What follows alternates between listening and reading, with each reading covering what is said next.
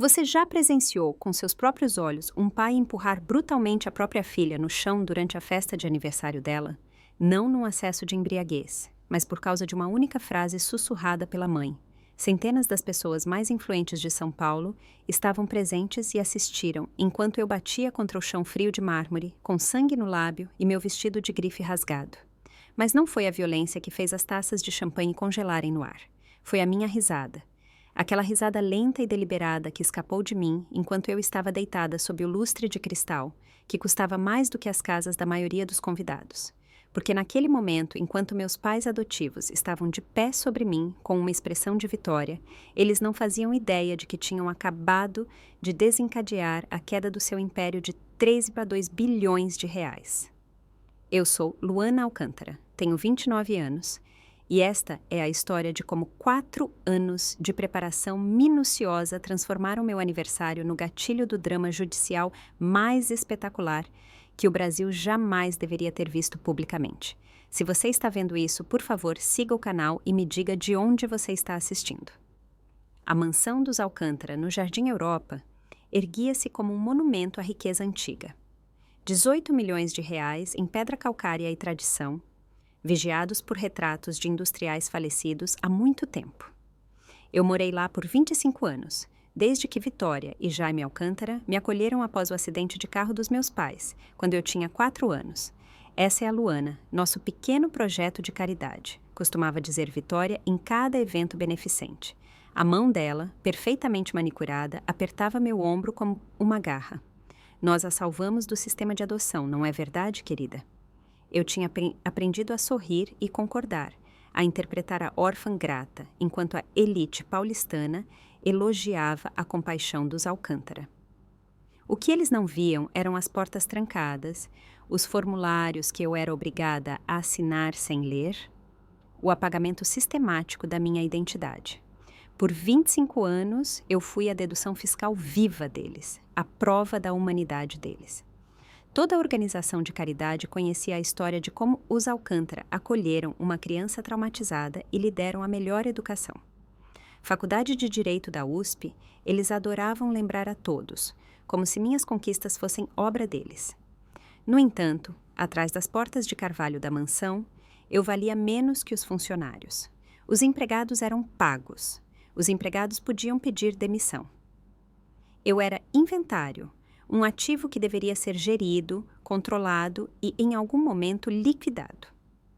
O primeiro indício de que algo muito mais sombrio estava acontecendo nos bastidores veio no meu 2º ano trabalhando na Mendes e Associados. Eu estava revisando os documentos do meu fundo fiduciário, algo que Vitória sempre tinha assumido, supostamente para minha proteção, e notei discrepâncias. Primeiro, pequenas coisas, alguns milhares de reais, depois, transferências que formavam um padrão. Ao longo de 4 anos, 47 milhões de reais haviam desaparecido do fundo que meus pais biológicos tinham deixado para mim. Dinheiro que deveria ter sido liberado para mim aos 25 anos. Em vez disso, estava espalhado numa rede de empresas de fachada e contas em paraísos fiscais. Não faça perguntas, disse Jaime quando eu toquei no assunto.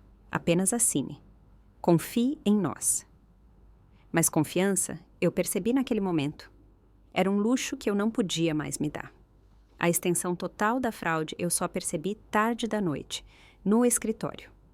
Rastreei o dinheiro até 12 empresas de fachada, todas registradas em paraísos fiscais, todas com nomes inofensivos como Beacon Holdings ou Heritage Investment Partners. Assine aqui, Luana. Você não precisa ler as letras miúdas. A voz de Vitória ecoava na minha mente enquanto eu encarava minha própria assinatura em documentos que eu nunca tinha visto antes. Documentos que autorizavam transferências milionárias. Eles tinham me dopado. Pequenas doses de sedativos no meu café da manhã, nos dias em que eu precisava assinar. Apenas o suficiente para me deixar dócil e aérea. Eu sempre achei que fosse estresse, faculdade, trabalho, mas o padrão era preciso demais. Todo dia de assinatura era acompanhado de exaustão e falhas de memória. Meu salário na Mendes e Associados, de 300 mil reais anuais, eu mal via. Cada centavo passava por uma conta que Vitória tinha aberto para mim. cartões de crédito que ela auditava mensalmente, bônus que desapareciam sem deixar rastro em investimentos da família. A parte mais cruel, eu tinha que agradecer a eles por isso. Estamos te ensinando responsabilidade financeira, dizia Jaime frequentemente, enquanto analisava meus gastos como se fossem provas de um crime. Enquanto isso, eles financiavam o luxo deles com o meu dinheiro e me mantinham dependente, até para um almoço de R$ 20. Na mesma noite, descobri algo ainda mais perigoso. O dinheiro não tinha sido apenas roubado, tinha sido canalizado através de campanhas políticas. 3 senadores estaduais, 2 juízes federais, todos generosamente apoiados por empresas alimentadas pela minha herança. Meus pais não tinham me deixado apenas dinheiro. Tinham me deixado provas de uma conspiração que alcançava as profundezas da estrutura de poder de São Paulo e Brasília. No entanto, eu precisava de provas que nenhum tribunal e nenhuma opinião pública pudessem ignorar. E aí ficou claro para mim. Se eu quisesse realmente escapar, teria que jogar um jogo mais longo, mais preciso e mais impiedoso do que eles jamais imaginariam que eu fosse capaz. A Conferência Anual da Ordem dos Advogados do Brasil, há 4 anos, deveria ter sido apenas mais um evento obrigatório de networking. 300 advogados num salão de baile do Hotel Fasano. Conversas banais sobre taxas, processos e café ruim. Mas lá eu encontrei Marco Silveira. Ele não era o tipo de advogado que atravessava o salão sorrindo. Em vez disso, ele estava na janela, observando a multidão como se estivesse analisando um jogo de xadrez. 3 jogadas à frente.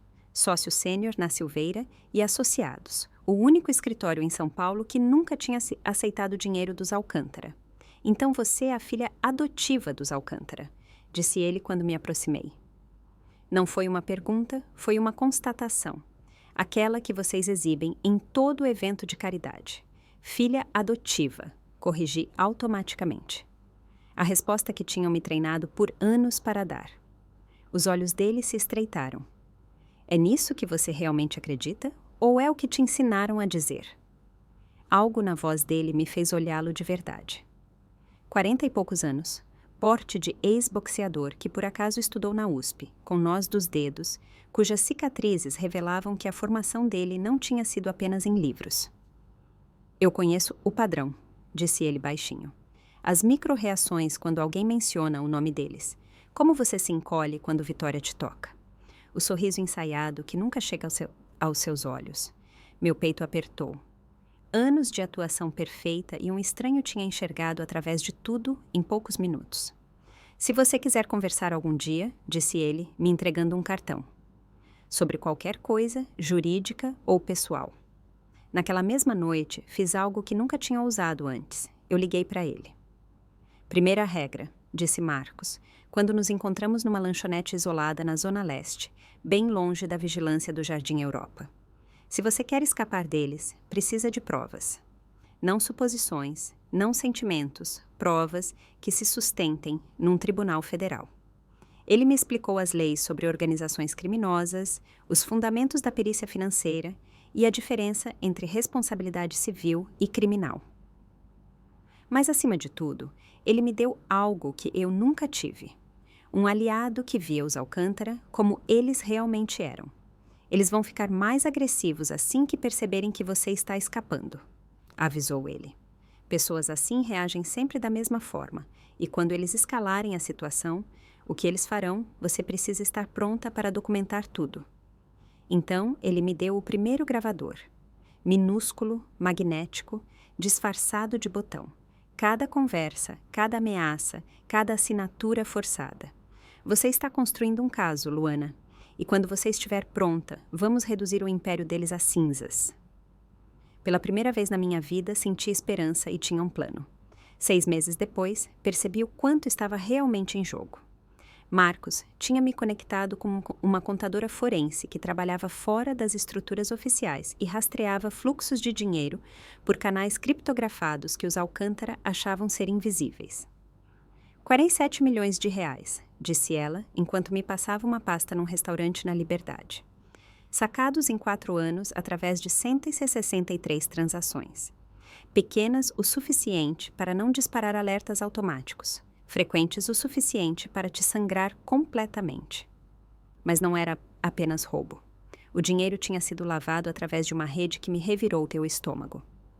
3 senadores estaduais, Mendes, Rocha e Ribeiro, tinham recebido 2 ou 3 milhões de reais cada um em forma de taxas de consultoria, pagos por empresas que só existiam no papel e eram financiadas exclusivamente pela minha herança. E tem mais, continuou a contadora. Os juízes federais Harper e Steinberg recebem pagamentos trimestrais através de um fundo imobiliário. Com o seu dinheiro, as casas de veraneio deles em Angra dos Reis foram pagas. Meu Deus, a dimensão era assustadora. Não se tratava mais apenas do meu fundo, tratava-se de poder comprado em cada nível do governo.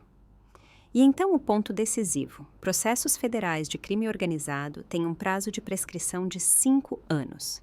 Em 72 horas, as primeiras transações iriam prescrever. Cada dia a mais tornava as provas inúteis. Se você não entrar com o processo até segunda-feira, avisou Marcos, você perde direitos no valor de 8 milhões. Até dezembro, serão 20 milhões. Os Alcântara deviam saber disso. Por isso, Vitória pressionava tão agressivamente para que eu assinasse novas procurações de planejamento sucessório. Então, interceptei um e-mail destinado a Jaime. O Dr. Thompson, um psiquiatra que nunca tinha me examinado, já tinha preparado a papelada de internação. O diagnóstico, transtorno delirante com traços paranoicos. A recomendação, internação compulsória imediata. Ela desenvolveu uma fixação perigosa em supostas conspirações financeiras dentro da família.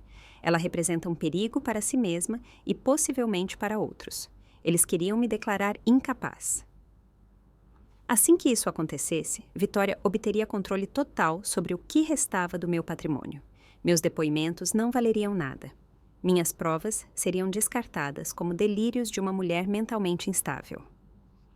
A audiência estava marcada para 16 de novembro, o dia seguinte à minha festa de aniversário. Aí eu entendi. A festa não era uma celebração. Era minha execução planejada como pessoa jurídica. E as pessoas mais poderosas de São Paulo seriam testemunhas, prontas para confirmar que eu parecia estranha ou instável. Eu tinha uma chance, uma noite. Se eu falhasse, não perderia apenas meu dinheiro, perderia minha liberdade. E o relógio não estava apenas correndo, ele gritava. As ameaças de Jaime contra minha carreira jurídica não eram palavras vazias. Ele já tinha demonstrado seu poder 3 vezes. Sarah Chen, uma assistente jurídica que me ajudou a copiar documentos depois do expediente, foi demitida em 48 horas por supostos problemas de desempenho, apesar de avaliações sempre excelentes. Michael Torres, um advogado júnior que fez perguntas demais sobre as contas dos Alcântara, foi repentinamente transferido para uma filial no interior. Jennifer Park, que estava disposta a testemunhar que viu Vitória falsificar minha assinatura, recebeu uma ligação da OAB sobre denúncias anônimas contra sua integridade profissional. Uma única ligação, disse Jaime no jantar da semana passada, enquanto cortava seu bife com a precisão de um cirurgião. Não preciso de mais nada. Cada sócio-gerente em São Paulo me deve favores. Cada juiz joga golfe no meu clube. Você acha mesmo que esse diploma da USP significa alguma coisa? Posso reduzir o valor dele a 0. Ele não estava blefando. Eu já tinha sido inexplicavelmente cortada da promoção a sócia, embora tivesse trabalhado mais horas do que qualquer outro associado do meu ano. Meu nome foi removido sem justificativa de uma ação coletiva importante. 14 escritórios, desde firmas tradicionais de ponta até pequenas boutiques, rejeitaram minhas candidaturas com a mesma frase pronta. Ela não se encaixa no nosso perfil. A influência dos Alcântara ia muito além de São Paulo. Os contatos deles no Rio, em Brasília e até fora do país tinham envenenado minha reputação em todo lugar. As trocas de e-mail que eu consegui hackear provavam uma ação coordenada para me colocar numa lista negra nacional. Ela é instável, escreveu Vitória para o sócio-gerente da Cromwell e associados. Tentamos ajudá-la, mas ela mostra tendências paranoicas. Uma contratação seria um risco de responsabilidade civil. Mas ontem tudo mudou. Na minha caixa de entrada privada, a única que os Alcântara não monitoravam, apareceu uma mensagem criptografada. Remetente. Agente especial Diana Torres, Polícia Federal, Divisão de Crimes Financeiros. Senhorita Alcântara, estamos investigando irregularidades em financiamentos de campanha que remontam a contas ligadas ao seu fundo fiduciário. Caso possua documentos que apoiem nossas investigações, podemos garantir proteção a testemunhas e assegurar que sua licença profissional permaneça intacta, apesar de possíveis retaliações. O tempo é crucial. Então, eles já sabiam. A Polícia Federal já tinha montado um caso próprio há muito tempo, mas faltava alguém de dentro. Alguém com acesso a documentos confidenciais, conversas internas, arquivos da família. Eles precisavam de mim. Marcos estava certo desde o início. Isso era muito mais do que fraude familiar. Era uma conspiração federal e eu segurava o gatilho na mão. Formulei minha resposta com cuidado. Disponho de 1.847 páginas de documentação, 23 gravações de áudio e pessoas prontas para testemunhar. Posso entregar tudo. Segunda-feira de manhã, 16 de novembro. A resposta dela veio mais tarde. Entendido. O que quer que aconteça até lá, documente tudo. Estamos observando. A festa de aniversário era amanhã. A audiência para internação compulsória, um dia depois. Mas agora eu tinha uma rede de proteção federal nos bastidores. Os Alcântara achavam que estavam fechando uma armadilha. Eles não suspeitavam que estavam caminhando direto para dentro dela. Você já esteve numa situação em que se levantar significava perder tudo? Mas ficar em silêncio significava perder a si mesmo. Escreva sua experiência nos comentários. Sua história importa e você não está sozinho. Se você se identifica com estas palavras, por favor, inscreva-se no canal e ative o sininho para não perder o que acontece quando o equilíbrio de poder finalmente muda. O jantar antes da minha festa de aniversário foi uma obra-prima de guerra psicológica. Cada palavra afiada como uma lâmina. Amanhã será especial, disse Vitória. A voz dela aveludada e gelada ao mesmo tempo. Estou ansiosa por isso, respondi no mesmo tom. Todas as pessoas importantes estarão lá. Jaime nem levantou o olhar do celular. 127, para ser exato, corrigiu Vitória. O sorriso dela tão cortante quanto geada de inverno. Muito preciso. Eu gosto de precisão. Você também, não é, querida? Estou começando a apreciar. Bom, aprender é importante. Uma pausa enquanto você ainda pode. A ameaça pairava entre nós como uma faca suspensa. Os Rocha confirmaram presença, interveio Jaime. A senadora também. Que adorável. Meus dedos fecharam-se em volta do gravador no meu bolso. Eles estão ansiosos para te ver, disse Vitória, os olhos brilhando. Ver como você evoluiu. Com certeza não vou decepcionar. Não, disse ela lentamente. Eu também acho que não. O fotógrafo chega às 8, acrescentou Jaime. Para capturar memórias, para capturar a verdade, respondeu Vitória. Ficamos em silêncio por 30 segundos. 30 segundos que pareceram horas. Seu vestido chegou, disse ela finalmente. O azul de 5 anos atrás. Desperdício não é elegante. Além disso, o sorriso dela tornou-se cruel. Ele serve perfeitamente. Por quê? Você vai entender amanhã. Vou sim. Ah, sim, a clareza vem, Luana, para todos. O garfo dela parou no ar. O que isso quer dizer? Nada, só estou concordando com você. Você tem feito muito isso ultimamente, disse Jaime desconfiado. Aprendi meu lugar. Aprendeu? Vitória se inclinou para a frente. E onde é esse lugar? Onde vocês decidirem que ele é? Boa menina. O deboche pingava de cada palavra. A coisa mais inteligente que você disse em meses. Eu dou o meu melhor. Amanhã você fará mais do que isso. Ela se levantou. Você vai se apresentar. Uma última vez. Pela família. Depois de amanhã tudo muda, disse Jaime, afastando a cadeira. Sim, respondi baixinho. Tudo. Vitória parou na porta. O que foi isso? Eu só disse. Sim, eu entendo. Ela me examinou longamente. O Dr. Thompson estará lá. Pura coincidência.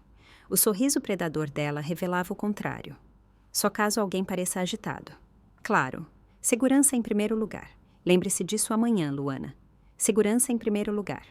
Ela saiu, restando eu, o jantar arruinado e o peso do que estava por vir. Sozinha no meu quarto, abri o arquivo criptografado que Marcos tinha me ensinado a esconder. Primeiro, 800 páginas de provas organizadas com a precisão de uma acusação federal. Extratos bancários, assinaturas falsificadas, aberturas de empresas, e-mails onde tratavam minha gestão como se eu fosse gado. 234 gravações de áudio salvas em 7 serviços de nuvem, cada um com seus próprios gatilhos de emergência. Se meu celular registrasse um impacto repentino, como por exemplo se eu fosse empurrada no chão, ele carregaria automaticamente todos os dados para destinatários pré-definidos. Polícia Federal, CVM, Receita Federal, jornal O Globo, Valor Econômico, até o Wikileaks. Marcos chamava isso de Dead Man's Switch, um dispositivo de homem morto, embora ele mesmo detestasse o termo. Se eles partirem para a agressão física, tinha dito ele, o acelerômetro do seu telefone reage. Após 10 segundos, tudo vai ao ar. Assim que tocarem em você, eles se destroem. Testei o sistema 12 vezes, deixando meu celular cair de diferentes alturas e ângulos. Todas as vezes funcionou perfeitamente. Uma pequena janela aparecia. Protocolos de emergência ativados, arquivos transferidos. Mas a verdadeira elegância estava no timing. Os e-mails estavam programados para serem enviados amanhã às 20h47, exatamente no momento em que Vitória planejava fazer seu grande discurso sobre família e caridade. Cada destinatário receberia uma parte diferente do quadro geral, para que ninguém pudesse suprimir ou manipular a história. O Valor Econômico receberia os crimes financeiros, a Polícia Federal, as provas de lavagem de dinheiro, a Receita Federal, 2 décadas de fraude fiscal. Os noticiários locais receberiam a bomba familiar. Influenciadores com milhões de seguidores receberiam videoclipes perfeitamente editados, prontos para viralizar. Abri os metadados das câmeras de segurança que mandei instalar no salão principal 2 semanas antes, disfarçadas de manutenção de rotina. 3 ângulos, todas transmitindo para servidores externos. O que quer que acontecesse amanhã seria gravado em 4K com registro de data e hora. A prova de tribunal. Então meu celular vibrou. Uma mensagem de Rebeca Martinez, do jornal. Matéria pronta, será publicada ao seu sinal. Primeira página, manchete principal. Tudo estava preparado. 4 anos de planejamento condensados num único momento de perigo calculado. Amanhã, eles tentariam me destruir na frente de todas as pessoas que importavam para eles. E amanhã, eu os deixaria fazer isso. O padrão esteve lá o tempo todo, escondido em 20 anos de vídeos de família que eu tinha digitalizado no mês passado. 6 incidentes, sempre o mesmo gatilho, sempre a mesma reação. Natal de 2008. Vitória sussurrou. Lembre-se do seu dever, Jaime, quando a irmã dela criticou a educação dos filhos. Jaime atirou um copo de cristal contra a parede. Ano Novo de 2009.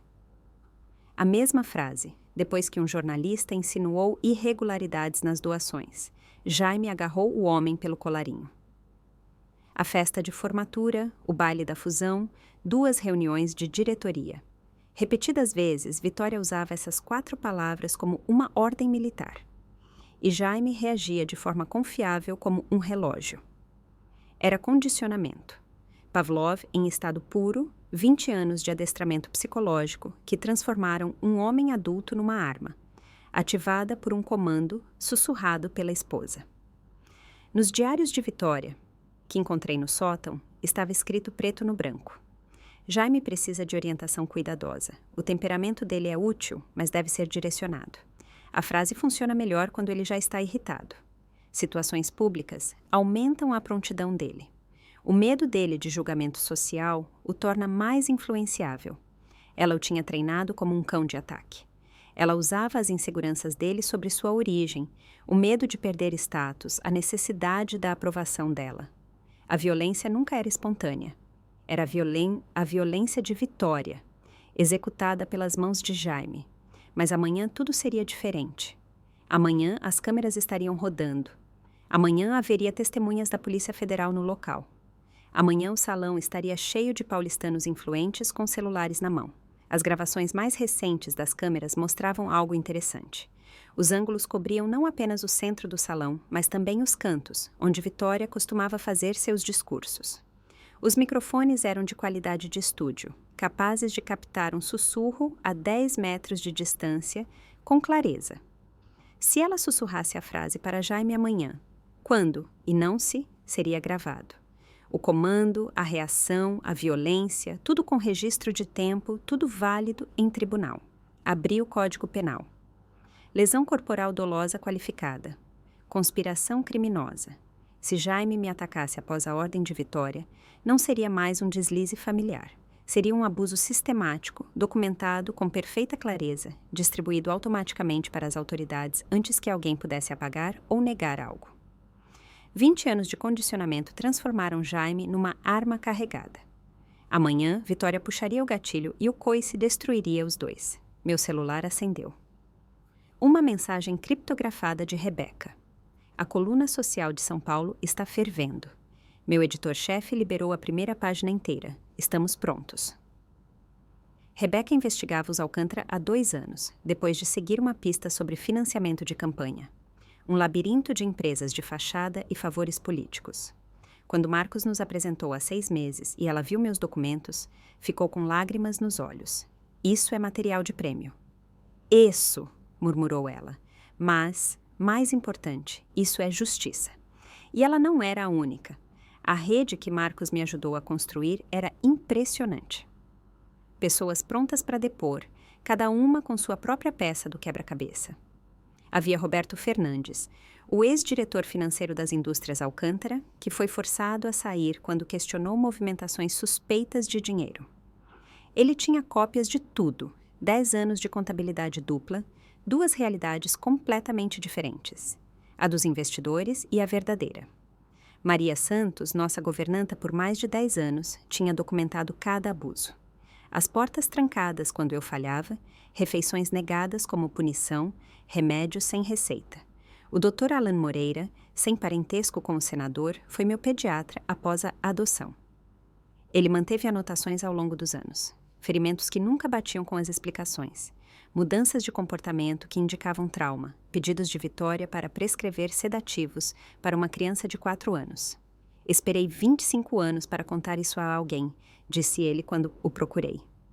Mas a testemunha mais perigosa era Tomás Alcântara, irmão mais novo de Jaime, que tinha sido expulso da empresa da família porque fez perguntas demais. Ele possuía gravações dos anos 90, muito antes de eu ser adotada, que já na época comprovavam o padrão de manipulação financeira e violência que marcavam o Império Alcântara. Eles fizeram comigo primeiro, disse Tomás. Saquearam meu fundo, destruíram minha reputação quando resisti. Eu só estava esperando alguém corajoso o suficiente para enfrentá-los. A Polícia Federal já tinha interrogado 3 dessas testemunhas e estava montando seu próprio caso de organização criminosa. A agente Torres confirmou pela manhã: temos o suficiente para agir, mas suas provas são a pedra fundamental. Elas conectam tudo. A ironia era perfeita. Vitória e Jaime acreditavam que minha festa de amanhã seria minha humilhação pública diante de seus amigos influentes, que testemunhariam meu suposto colapso e apoiariam a internação. Em vez disso, eles tinham convidado 127 potenciais testemunhas para sua própria aniquilação. Juízes que depois teriam que se declarar impedidos nos processos, políticos que se distanciariam em pânico, figuras da sociedade que poderiam fornecer depoimentos detalhados sobre qualquer forma de violência. Eles tinham construído o palco perfeito para sua queda, decorado com flores e convites com letras douradas. O Conselho das Indústrias Alcântara tinha uma fraqueza que eles nunca consideraram relevante. Artigo 14.3 do Estatuto da Empresa. Introduzido pelo próprio Jaime após um escândalo de uma empresa concorrente em 2015. Qualquer membro do Conselho ou Executivo Sênior que use de violência em um evento relacionado à empresa será demitido imediatamente, sem indenização, e perderá todas as ações com direito a voto para o fundo de emergência do Conselho. E a festa de aniversário, embora privada, foi totalmente paga pelas indústrias Alcântara como uma ação de relacionamento com clientes. Eu tinha os recibos de R$500 mil debitados das contas da empresa, justificados como construção de relacionamento com parceiros-chave. Pela própria definição deles, amanhã era, portanto, um evento corporativo. Marcos riu quando encontrou esse parágrafo. Jaime assinou sua própria execução profissional. Mas havia ainda mais. Há 3 anos, Jaime tinha sido preso num clube privado em Nova York por agressão. Vitória fez o caso desaparecer com dinheiro e contatos, mas o arquivo existia. A vítima tinha assinado um acordo de confidencialidade mediante o pagamento de $2 milhões. Meu dinheiro, como descobri. Mas acordos de confidencialidade não valem para investigações federais.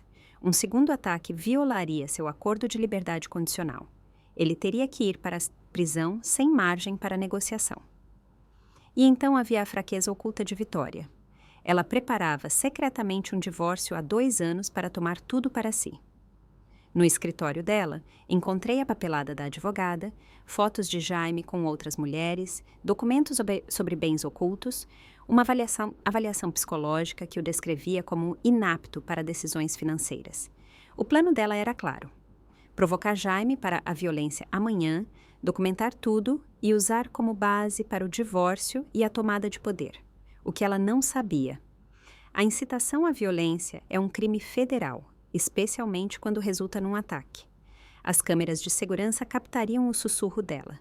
Os microfones documentariam a ordem. O registro de tempo provaria a reação imediata de Jaime. Juntos, isso não provaria apenas lesão corporal, mas conspiração, planejamento e 20 anos de abuso condicionado. A beleza dos narcisistas, explicou Marcos, é que eles documentam tudo. Eles não conseguem evitar. Cada vitória tem que ser registrada. Cada manipulação aperfeiçoada. Ele tinha razão. Vitória mantinha diários, gravações de áudio, até vídeos de suas sessões de treinamento com Jaime. Para ela, eram troféus. Amanhã se tornariam provas. Meu celular vibrou. Uma mensagem da agente Torres. O juiz Harrison autorizou os mandados de vigilância para amanhã. Todo agente federal em São Paulo está sabendo. Assim que Jaime tocar em você, nós entramos. Abri o último documento. Um contrato que Vitória tinha assinado na semana passada. Uma procuração preventiva sobre Jaime em caso de sua incapacidade. Ela planejava interná-lo após o ataque, assumir o controle total. Em vez disso, ela tinha registrado por escrito seu próprio motivo para a conspiração. Amanhã, às 20h47, quando ela sussurrasse aquelas 4 palavras, Vitória assinaria 2 sentenças de morte. A dela e a dele. E eu seria a caneta. O salão de baile dos Alcântara foi transformado numa espécie de sala do trono. R$0 meus financiaram lustres de cristal importados, orquídeas da Tailândia, champanhe em quantidades que poderiam entorpecer a consciência de São Paulo inteira. 127 convidados entravam, um mar de vestidos de alta costura e relógios suíços. O senador Mendes, recém-chegado após bloquear um projeto de lei de saúde, beijou a bochecha de Vitória. O juiz Harper, que tinha decidido 6 vezes a favor das indústrias Alcântara, admirava as esculturas de gelo. CEO após CEO enchiam o salão, todos dependentes dos Alcântara por dívidas, favores ou chantagem. Eu estava lá no meu vestido azul, que usei há 5 anos na formatura da faculdade, antes de saber quem minha família realmente era. Vitória o escolheu de propósito, uma lembrança da época em que eu era dócil, grata, moldável. Luana. A voz de Vitória cortou o zumbido das conversas. Ela usava um vestido Dior no valor de R$50 mil. Um vestido que gritava poder. Venha, cumprimente os Rocha. Eles estão ansiosos para ouvir sobre seu pequeno emprego. A senhora? Rocha, cujo marido dirigia a maior construtora do estado, me examinou com uma piedade que normalmente só se dedica a animais feridos. Ainda naquele pequeno escritório, querida? Vitória mencionou que você está passando por dificuldades. Algumas fases de transição, respondi com cuidado, sentindo o peso do gravador na minha roupa. O senhor Rocha riu com desdém. Nem todo mundo é feito para pressão de verdade. Que bom que você tem uma família que te ampara. A ironia era tão densa que podia ser cortada com faca. Essas pessoas, cujos impérios foram construídos sobre corrupção e meu patrimônio roubado, falavam sobre pressão enquanto bebiam champanhe pago com sangue. O Dr. Thompson apareceu às 19h30, sem sequer se esforçar para esconder sua intenção. Ele se apresentou como amigo da família, especializado em casos difíceis. Os papéis da internação provavelmente já estavam na maleta dele, prontos para o sinal de vitória. Luana parece exausta, disse ele alto o suficiente para o juiz Harper ouvir. O estresse de manter narrativas falsas pode ser muito desgastante. Certamente, respondeu o juiz, sem olhar nos meus olhos. Os jovens de hoje têm desafios especiais.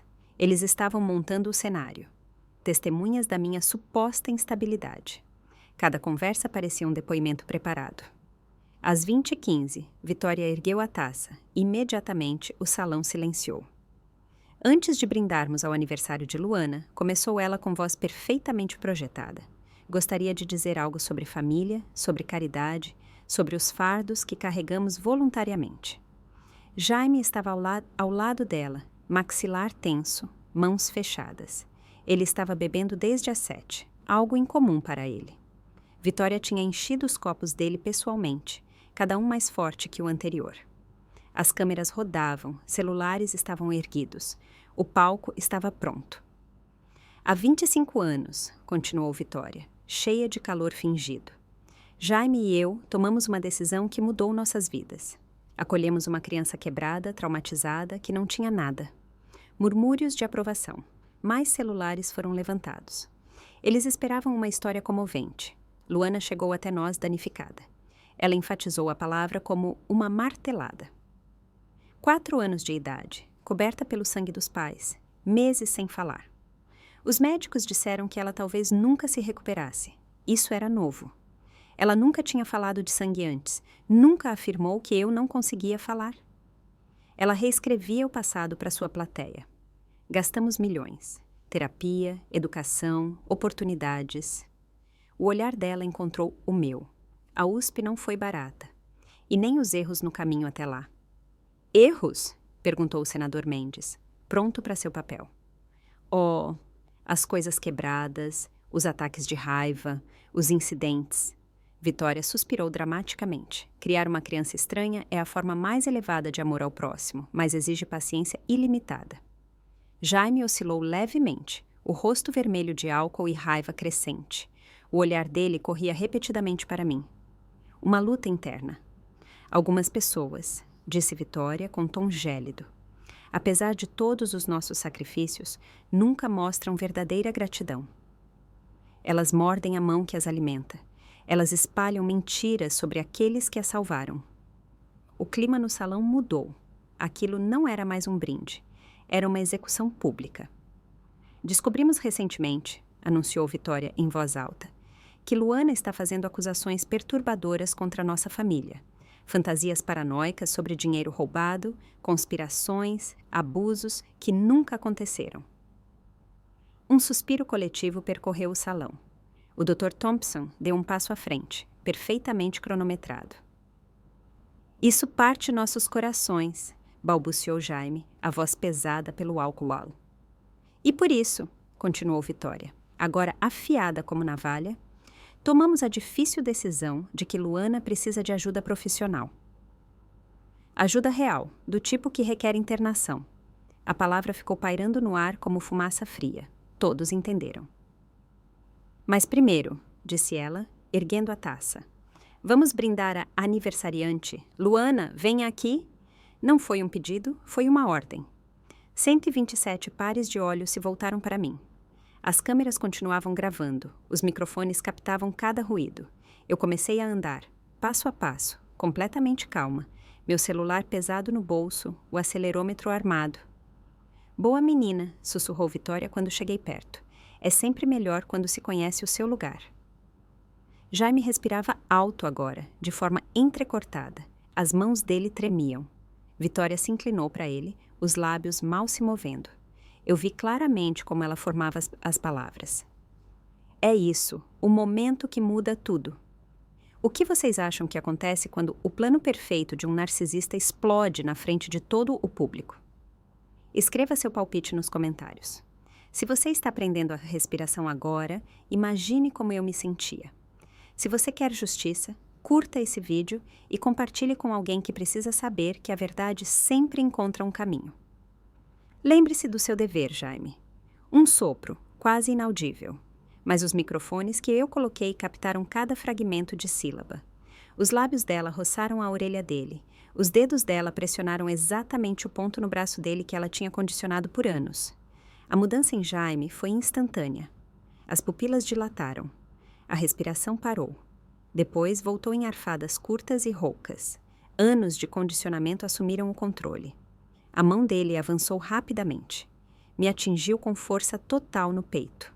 Meu salto prendeu numa aresta do chão de mármore. Tudo ficou lento.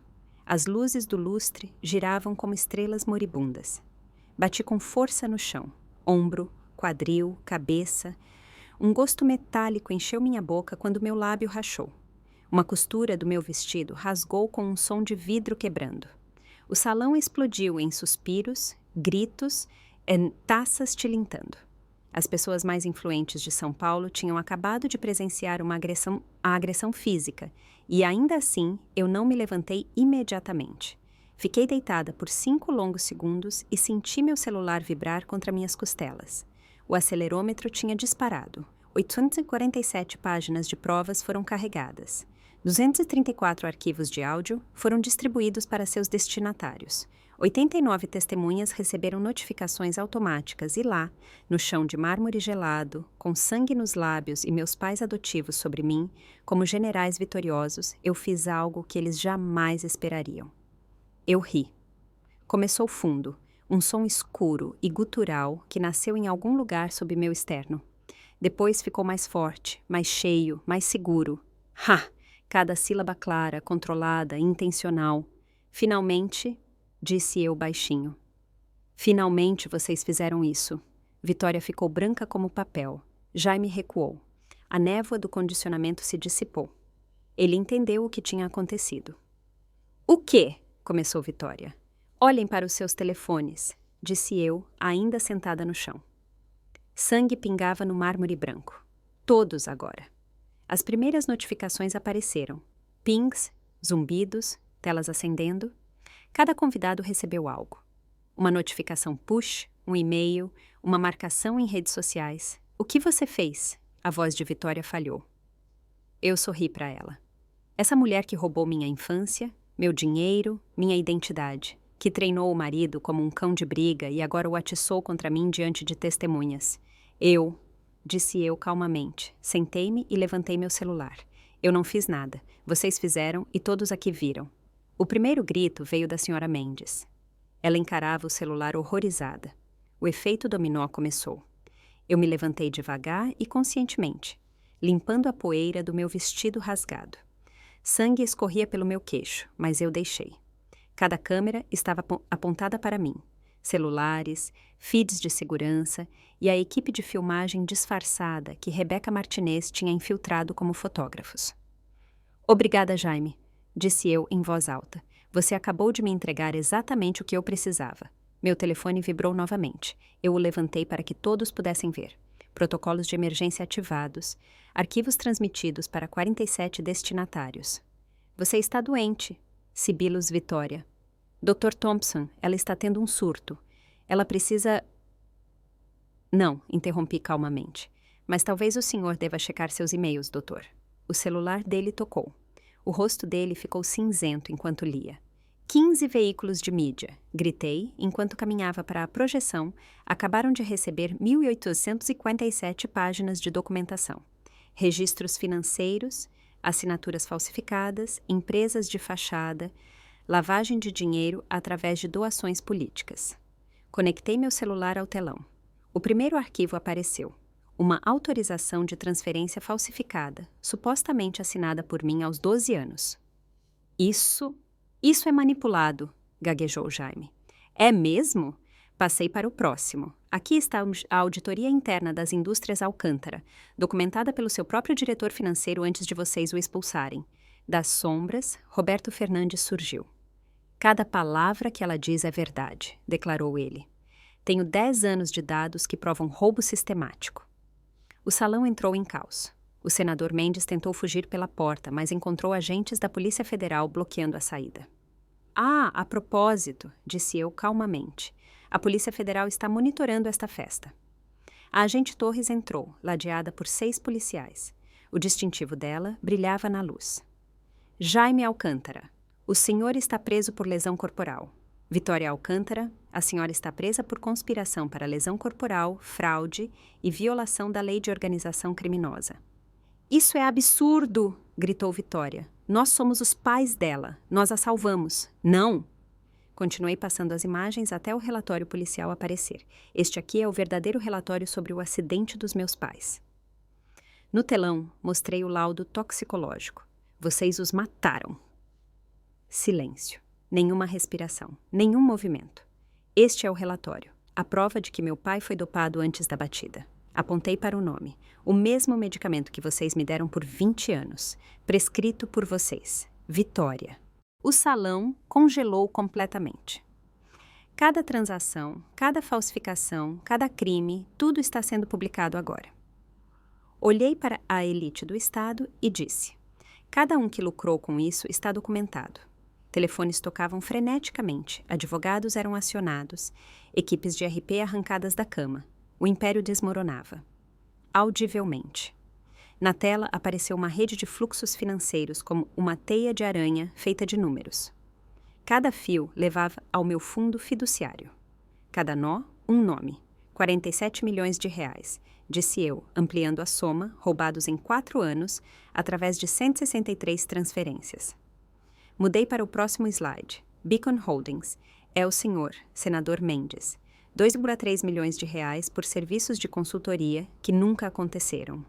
A esposa dele puxava o braço dele, queria ir embora, mas os agentes da PF não se moviam. Heritage Investment Partners, Juiz Harper, sua casa de veraneio em Angra foi paga com minha herança, o mesmo dinheiro com o qual o senhor decidiu 6 vezes a favor dos Alcântara. A taça de Harper caiu no chão. Quebrou como um tiro no silêncio. Devo continuar? Continuei folheando. 12 empresas de fachada, 3 senadores, 2 juízes federais, um chefe de gabinete do governador, todos financiados pela orfandade de um casal assassinado. Vitória avançou na minha direção, mas a agente Torres agarrou o braço dela. Eu não faria isso, senhora Alcântara. Isso são mentiras, gritou Vitória. Falsificações de Photoshop. Na verdade, não, disse uma voz. Rebeca Martinez deu um passo à frente, seu crachá de imprensa visível. O Valor Econômico e a Folha verificaram esses documentos independentemente por 6 meses, disse Rebeca. Nossos contadores forenses confirmaram cada transação. A matéria entra no ar em... Ela olhou para o celular.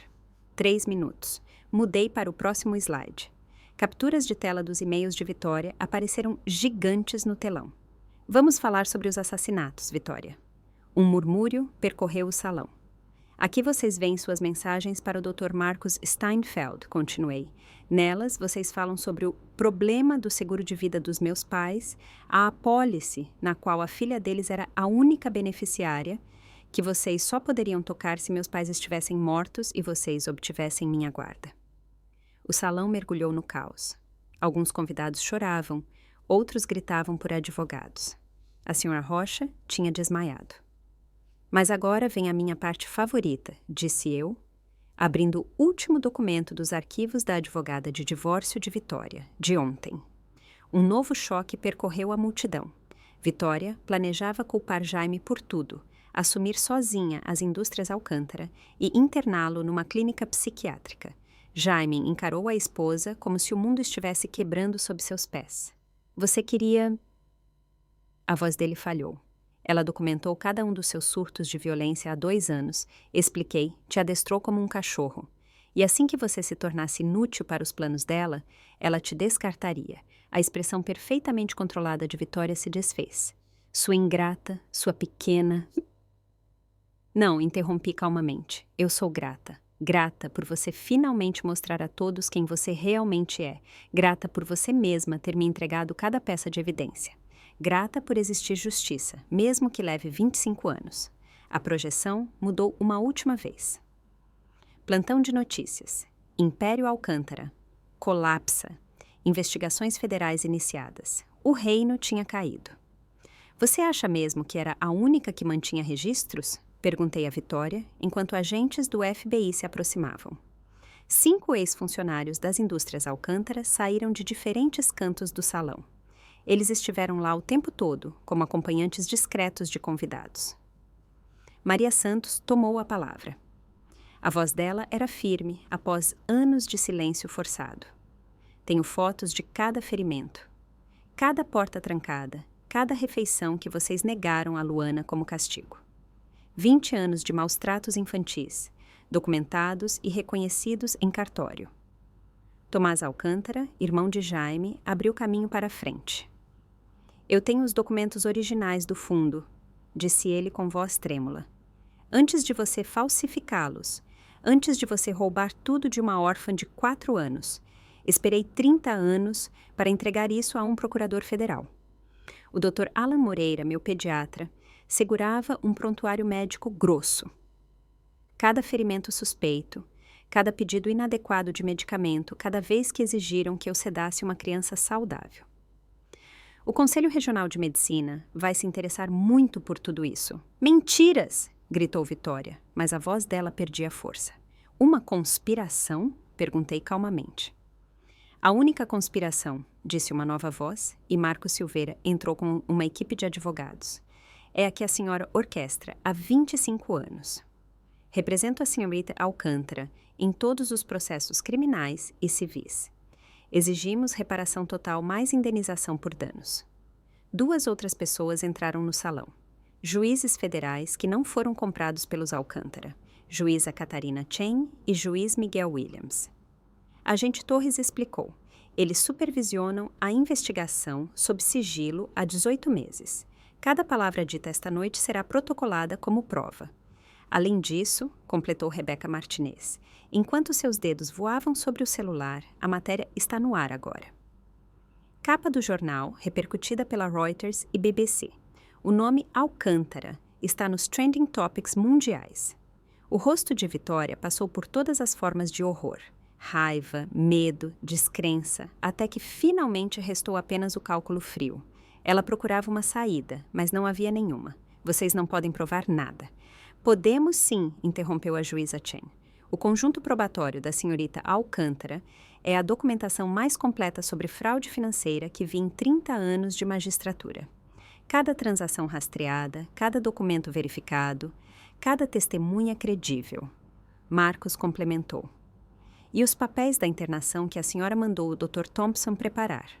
Provam dolo, uma conspiração planejada para tirar os direitos de Luana e uma tentativa de cárcere privado. Jaime desabou numa cadeira. O rosto dele estava cinza. Vitória, como você pôde? Cala a boca! Sibilou ela. A máscara dela tinha caído completamente. Seu fraco patético.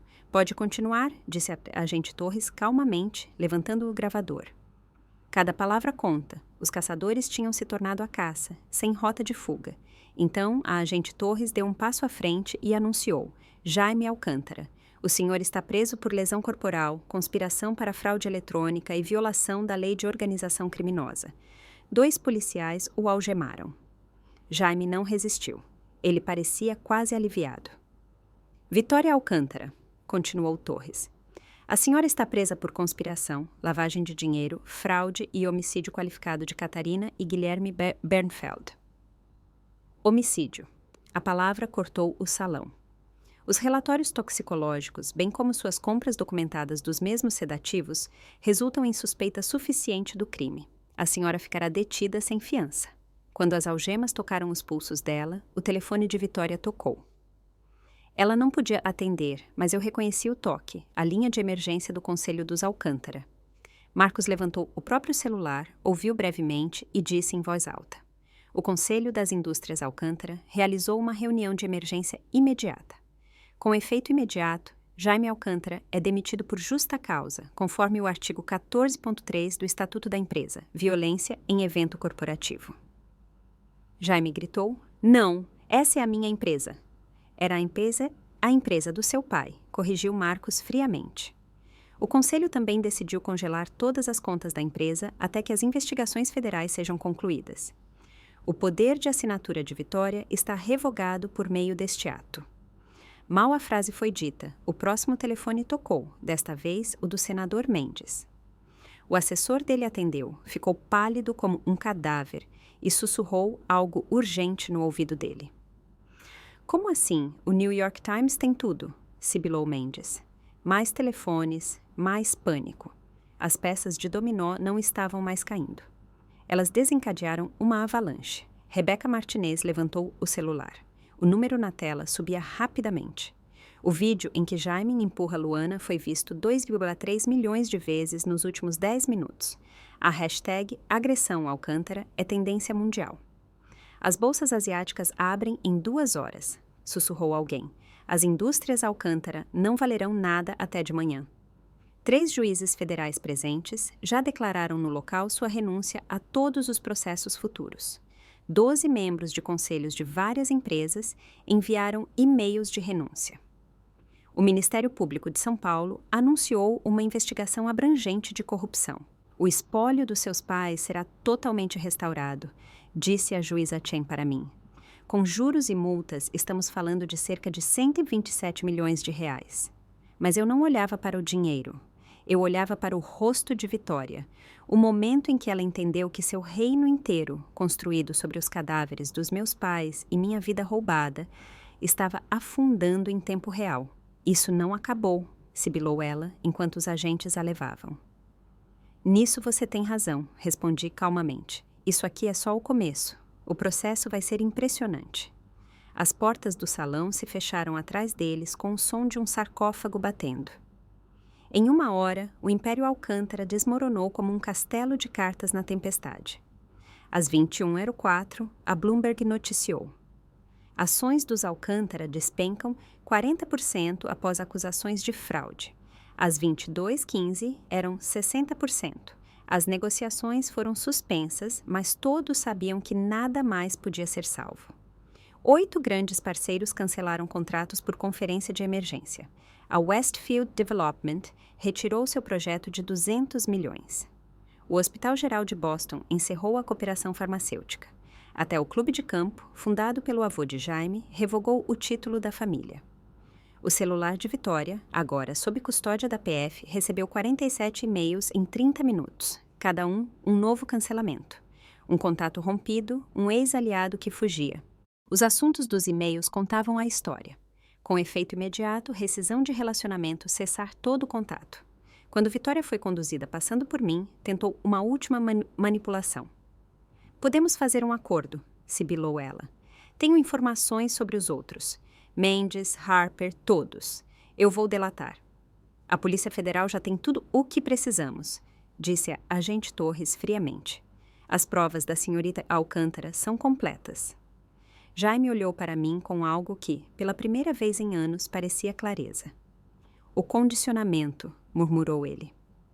Você sabia. Eu documentei tudo, Jaime, disse eu. Cada gatilho, cada reação, seus registros de terapia vão te ajudar. A manipulação de Vitória pode reduzir sua pena.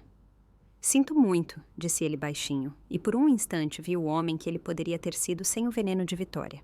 Mas desculpas não podiam desfazer os anos. Não podiam trazer meus pais de volta nem curar minha infância roubada. Os convidados agora inundavam as saídas em pânico, tentando se distanciar do escândalo. O senador Mendes falava freneticamente com seu advogado. A esposa chorava. O juiz Harper já tinha fugido, mas repórteres esperavam lá fora. Os Rocha tentaram escapar pela entrada de serviço e deram de cara com os fotógrafos. Senhorita Mita Alcântara, disse a agente Torres se aproximando. Precisamos da senhora amanhã no prédio da Polícia Federal para um depoimento completo. Estarei lá às 8, confirmei. O salão de baile, que tinha sido preparado perfeitamente para minha humilhação, agora era uma cena de crime. Fita amarela de isolamento foi esticada. Marcadores de evidência posicionados. As esculturas de gelo derretiam. O champanhe ficou choco. Vitória tinha construído um palco e afundou nele. Por volta da meia-noite, saíram as primeiras liminares judiciais. Eu estava no mesmo salão, agora vazio, exceto pelos agentes da PF e minha equipe de advogados. A juíza Chen anunciou. Devido a provas contundentes de roubo sistemático e fraude, Luana Alcântara é nomeada administradora provisória de todos os bens em disputa, com efeito imediato. Marcos me entregou uma pasta. Todas as contas da família estão congeladas, exceto para o seu acesso. As casas, os veículos, os investimentos. Você administra tudo até que os processos criminais sejam concluídos. O conselho quer falar com você na segunda-feira, acrescentou outro advogado. Eles esperam que você assuma a posição de Jaime, pelo menos provisoriamente. Quase tive que rir. O mesmo grupo que me ignorou por 25 anos, agora queria que eu salvasse a empresa deles. Vou me reunir com eles, disse eu calmamente, mas nos meus termos. Meu telefone tocou, número desconhecido.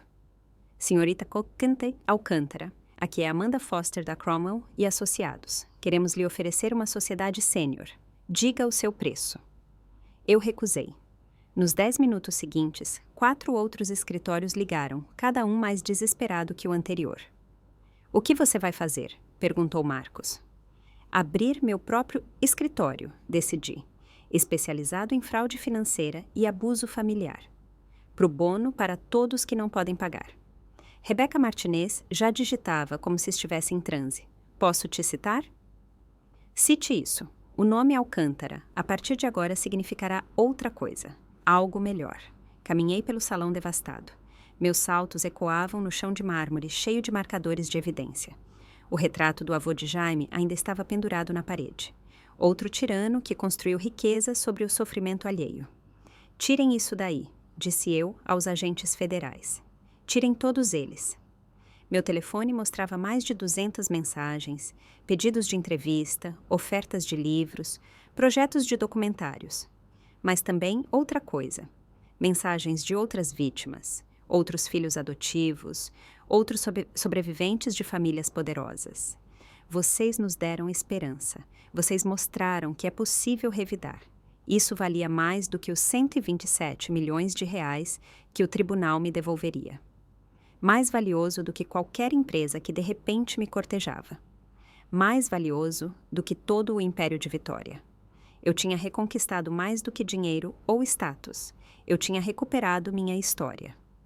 As horas seguintes foram uma aula magna de colapso social. A fachada arduamente construída de Vitória desmoronava em cada plataforma, mais rápido do que se podia rolar a tela. Os 12 conselhos de caridade que ela dominou por décadas convocaram reuniões de emergência. Em questão de horas, ela foi destituída de tudo. O registro da Sociedade Paulistana, que eternizava a família Alcântara há 6 gerações, riscou o nome dela do arquivo. O comitê do baile de gala, a diretoria da Orquestra Sinfônica, o Museu de Arte, cada instituição que um dia buscou o dinheiro dos Alcântara, agora tratava o nome como lixo tóxico. Indústrias Alcântara perdem 2,1 bilhões de dólares em valor de mercado. O Financial Times noticiou uma queda de 78% antes que as negociações fossem definitivamente suspensas. Acionistas entraram com ações coletivas. A CVM anunciou uma auditoria retroativa de 10 anos, chegando até a época do pai de Jaime. Mas a verdadeira destruição veio através das testemunhas. Todos os 89 vieram a público. Entrevistas, documentos, posts em redes sociais, provas por toda parte. Maria Santos apareceu no Fantástico e mostrou fotos minhas aos 4 anos, trancada num armário porque eu tinha chorado pelos meus pais mortos. O Dr. Moreira publicou seus registros médicos numa importante revista científica e desencadeou um debate nacional sobre a obrigatoriedade de denúncia em casos de abuso infantil. Tomás Alcântara, irmão de Jaime, deu uma coletiva de imprensa. Essa família é corrupta há 3 gerações. Meu pai, o pai de Jaime. Eles construíram esse império na base da fraude. Tenho documentos que remontam aos anos 1960. O impacto político foi brutal. O senador Mendes renunciou para se dedicar à sua defesa.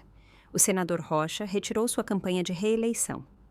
O senador Ribeiro foi removido de 3 comissões. O juiz Harper se aposentou às pressas. O juiz Steinberg fugiu para sua casa na Suíça, onde não há extradição. A série do jornal O Globo, A Teia dos Alcântara, rastreou cada conexão, cada pagamento, cada crime. Ela ganharia depois o prêmio ESSO e desencadearia investigações contra mais 15 famílias ricas. Isso vai muito além dos Alcântara, declarou o procurador-geral.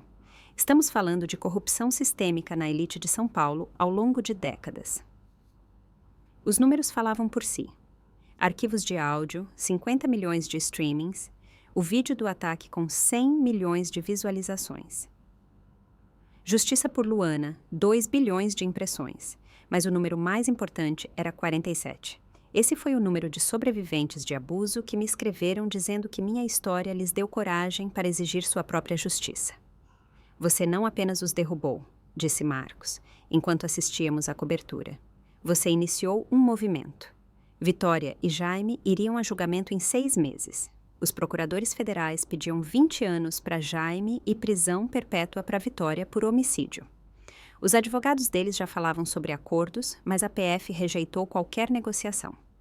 O império não tinha apenas caído, tinha sido apagado da história. Restou apenas um aviso. As ondas de choque atingiram muito além de São Paulo.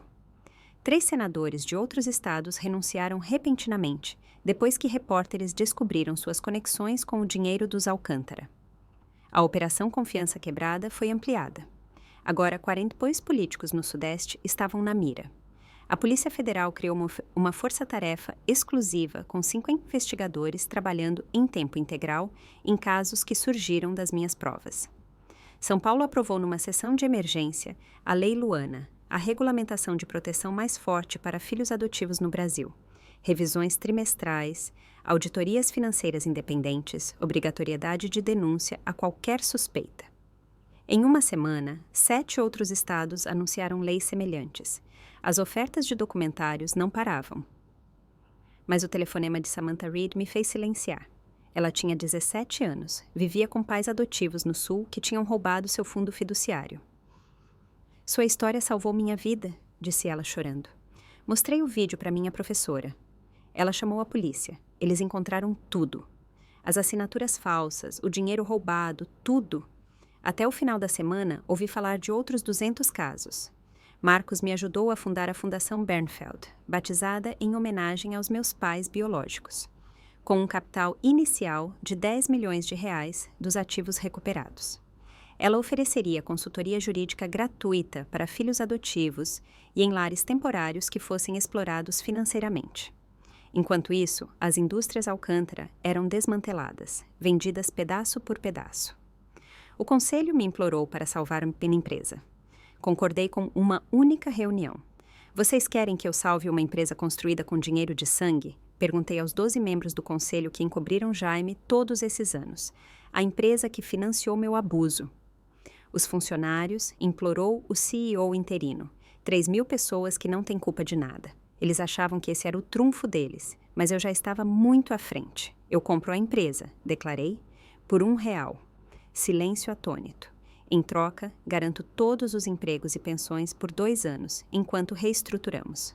Mas o nome Alcântara acaba hoje. A empresa renascerá como Indústrias Bernfeld e 50% dos lucros irão para vítimas de abuso financeiro.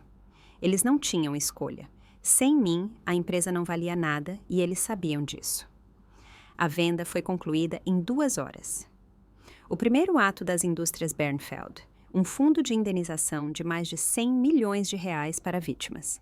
A segunda medida foi a demissão imediata de todos os conselheiros e executivos que estiveram envolvidos nos crimes dos Alcântara.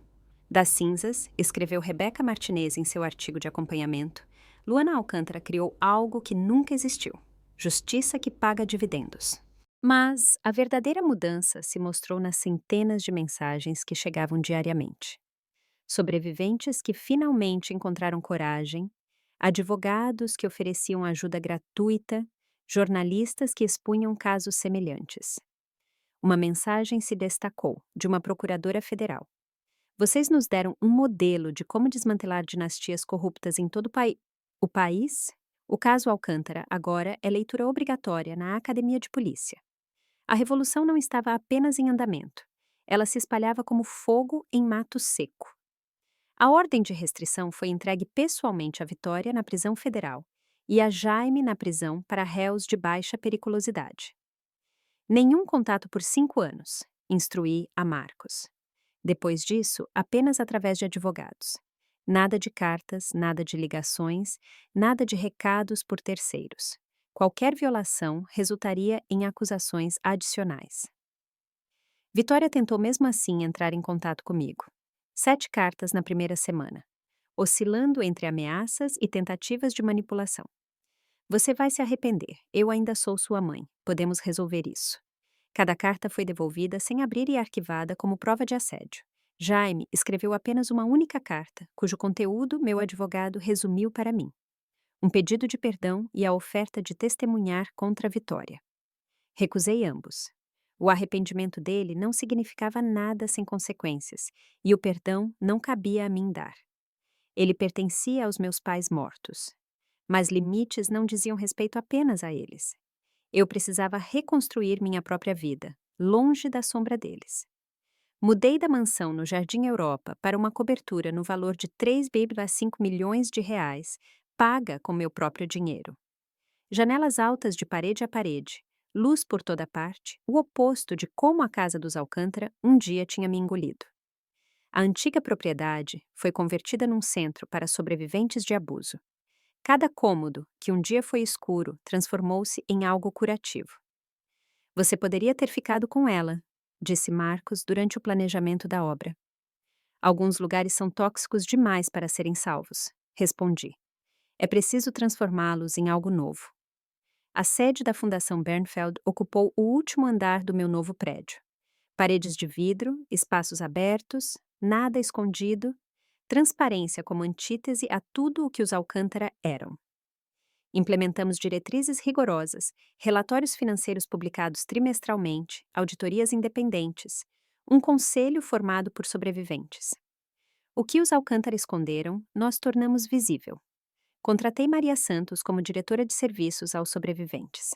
Ninguém sabia melhor o que observar, quais perguntas eram importantes. O Dr. Moreira entrou para nosso conselho médico. Tomás Alcântara doou toda a herança dele para a fundação. Limites não são muros, disse eu ao jornal O Globo na minha primeira grande entrevista. Eles são definições. Isso sou eu. Isso eu aceito. Isso eu nunca mais vou permitir. A entrevista viralizou, especialmente uma frase. Por anos me disseram que família significava aceitar abuso, mas família verdadeira, escolhida ou biológica, significa respeito, segurança, amor sem condições. Grupos de apoio usaram a entrevista como leitura obrigatória. Terapeutas a citavam em sessões. Universidades a incluíram em seus currículos de serviço social. Mas o limite mais importante era interno. Toda manhã, eu me olhava no espelho e dizia para mim mesma: você não é o que eles fizeram com você. Você é o que você fez de si mesma, apesar deles. Os Alcântara tentaram me destruir. Em vez disso, me tornei exatamente aquilo que eles mais temiam. Independente, poderosa, intocável. Um ano depois, eu estava nos escritórios da Bernfeld Legal. Meu escritório tinha faturado 10 milhões de reais, enquanto metade dos nossos casos eram pro bono. Tínhamos ajudado 47 famílias a recuperar bens roubados, tirado 23 crianças de lares abusivos, colocado 12 criminosos atrás das grades. A Folha quer saber se a senhora quer comentar as sentenças, disse minha assistente. Vitória tinha sido condenada à prisão perpétua, sem direito à liberdade condicional pelo assassinato dos meus pais, mais 45 anos por crimes financeiros. Ela tinha envelhecido uma década em 12 meses. Sua fachada de grife desmoronou. Jaime recebeu 12 anos com possibilidade de condicional após 7. O júri reconheceu que a manipulação psicológica de Vitória foi um fator atenuante, mas não uma desculpa. Sem comentários, decidi. As sentenças falavam por si mesmas. Meu livro Dinheiro de Sangue, uma memória sobre sobrevivência e ascensão, ficou 30 semanas na lista dos mais vendidos. Cada centavo do adiantamento de 5 milhões foi para a fundação. O documentário ganhou 3 Emmys. A série de podcasts alcançou 50 milhões de downloads. Mas nenhum desses sucessos girava mais em torno de mim. Tratava-se do movimento que tínhamos iniciado. A senhora tem visita, disse minha assistente. Uma mulher de Curitiba. Ela tinha uns 35 anos, bem vestida, mas com aquele olhar cansado que eu reconheci imediatamente. Mais uma sobrevivente. Meus pais adotivos são donos de uma empresa de tecnologia, começou ela. Eles roubam minhas patentes e apresentam meu trabalho como se fosse deles. Eu tenho provas, mas ninguém acredita em mim. Eles são considerados intocáveis. Nós acreditamos em você, disse eu calmamente. Me mostre o que você tem. 3 horas depois, tínhamos um caso completo. Mais um império cairia. mais uma mulher recuperaria sua história. À noite, caminhei pelo Parque Ibirapuera, o mesmo parque onde Vitória costumava me exibir como um cão de raça. Pais brincavam com seus filhos, famílias reais, construídas sobre amor, não sobre controle. Uma adolescente me reconheceu, sussurrou algo para a mãe e se aproximou com cuidado. Senhorita Alcântara, digo, senhorita Bernfeld, eu também sou adotada e meus pais são maravilhosos, mas eu queria agradecer. Você tornou tudo mais seguro para todos nós. Essa foi a verdadeira vitória, não o dinheiro recuperado, não os criminosos condenados, mas a mudança estrutural. Agências de adoção introduziram novos mecanismos de proteção. Tribunais estabeleceram protocolos de supervisão. Leis foram reescritas. Mais tarde, quando estava na minha cobertura, olhando para as luzes da cidade, pensei nos meus pais biológicos, Catarina e Guilherme Bernfeld, que morreram quando eu tinha 4 anos, mas mesmo assim me deixaram com tudo o que eu precisava. Não apenas com uma fortuna, mas com a prova do amor deles, o conhecimento de que eu tinha sido desejada, escolhida, amada. Os Alcântara tentaram apagá-los da minha história, me fazer esquecer que eu já tinha sido verdadeiramente acolhida. Eles falharam. Às vezes você precisa cair até o fundo do poço para entender que sempre foi destinada a voar. Às vezes você precisa perder tudo para descobrir o que é realmente seu. Às vezes você precisa rir na cara do mal para se lembrar de que você é boa. Minha história termina aqui, mas a sua pode estar apenas começando. Se você está preso numa situação tóxica, nunca se esqueça. Provas são poder. Limites são seu direito e a verdade sempre encontra seu caminho. Inscreva-se no canal para ouvir mais histórias de sobrevivência e triunfo. Escreva força nos comentários se essa história tocou você e compartilhe com alguém que precisa saber que não está sozinho. Obrigada por acompanhar minha jornada.